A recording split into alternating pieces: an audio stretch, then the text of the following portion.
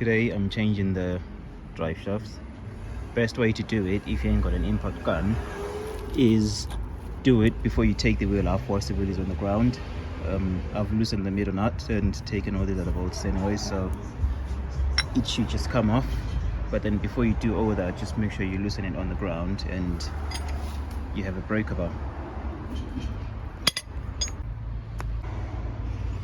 So now that we've got the wheel off, this is the reason why I'm changing my drive shaft. See all this oil, the grease, that's from the drive shaft. Wait. It's leaking somewhere. Right. Let me get the flashlight on and then I'll be back. So there we go. That's where it's leaking from. And as you can see, there's grease everywhere. To make things worse, that's also leaking. That rubber boot that side, that's leaking. Not as bad as the one on this side, but as you can see. So I'm going to be changing this today. So right now what you need to do is remove this bolt here, which is a size 19, which connects to the arm, and then you should be able to swing the arm down and swing this out the way and pull that out, hopefully. But as you can see, the bolt's loose now anyway, so I'm gonna get that off camera, and we'll resume. Then what you want to do when you're here, you want to hit it with a hammer here and get it off. I don't have a big enough hammer, so removing that, it's a size 14, so I shall continue when that's off. So basically I hammered that off the bolts, and once that's off, you take that off, and there is no need to take the drive steering arm off.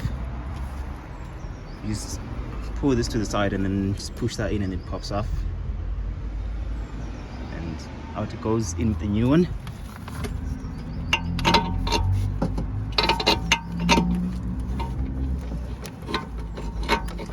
This one should just pull out. If pulling it doesn't work, what you do is get your crowbar and right at the back there, see if I can get this to focus. Right at the back there, and you just prime it forward. I don't know how I'm going to do this whilst recording. I'm going to try, see if you can get it at the back there, and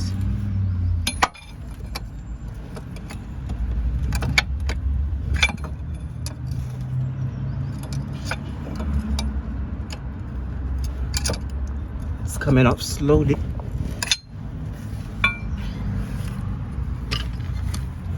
Let me try and hold the camera properly.